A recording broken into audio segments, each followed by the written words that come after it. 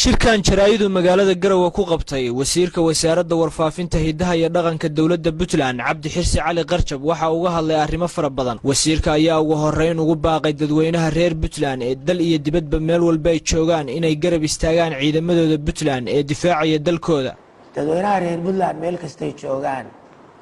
dal iyo dibadba waxa lagu wargelinayaa aan gaarsiinaynaa inay ciidamada Puntland oo geesiyiinta oo dhulkooda difaacaya inay gacan siiyaan marka koowaad dal iyo dibad meel kasta ay joogaan waana waajibaad saaran arintaas sababta qofku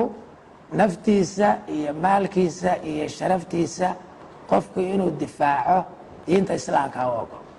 sidoo kale wasiirku waxa uu sheegay inaysan jirin wax wada hadal ah oo Puntland ay la galayso maamulka jeegaanta inta gobolada Sool iyo Sanaag ay ku sugan yihiin. waxa kale ay leeyihiin wada hadal baa Puntland loo socda maxaa laga wada hadlayaa Puntland maxay ka wada hadlaysaa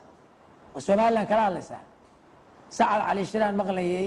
oo la Puntland wada hadal baa noo socda dhulka Puntland cid laga hadlayo iyo cid wada hadal uga socdo iyo cid laga wada hadli doono ma jiro ninkii wada hadal rabaa gurigiisa ha tago ka bacdi wixii laga wada hadlay laakiin inta jeegaantu ay ku jiro gobolka Sool iyo meelaha la midka wax wada hadal oo Puntland la yeelanaysa ma jiro dadka marka riya beena iyo arin diriim oo riya ayaan dadka loo sheegay. dhanka kale wasiirku waxa uu eedayn kulul u soo jeediyay maamulka jeegaanta ee Hargeysa ka taliya oo uu sheegay inay Soomaali diid yihiin oo ay doonayaan in dad muwaadiniin ah oo aan rabin inay Soomaali ka go'aan ay khasab kaga gooyaan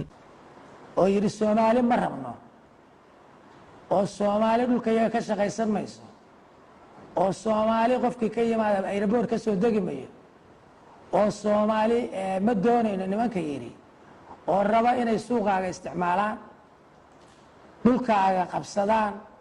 dad dhulkiisii degan oo Soomaaliya markay burburay dadku isir buu burburay gobollo kale inay qori ku qabsadaan raba waxay dad aan rabin inay Soomaaliya ka go'aan oranaya xoog baan kugu gooynaya oo xoog baan kugu qabsanaya oo marka qaarkood waliba ay hadlaan ay oranayaan dawladda Soomaaliya waxaan uga go'nay dhibaatana loo geystay iyaguna hadda raba inay dad dhibaateeyaan oo xoog ku qabsadaan dad Soomaali doonayo aan Soomaali ka go'in hadaa Soomaali ka go'aysan oo idaan Soomaali rabin waxa weeye gobolka Togdheer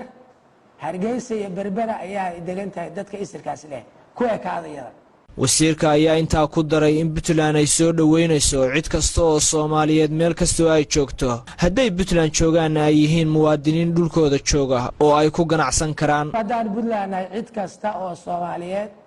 meel kasta ay joogto waa soo dhaweynaynaa haday dalka gudihiisa joogaana waa muwaadiniin Soomaaliyeed oo dalka gudihiisa joogta waa ka ganacsan karaan waa joogi karaan waa imaan karaan wax dhibaato oo ka jira ma jiro sida iyagu ay u hadlayaan ama baabuurta qaarkood ugala degayaan sida dadku ay sheegayaan arintooda ay meel hoose ay u marayso. Jacfar Macalin Maxamed Puntland TV Garowe.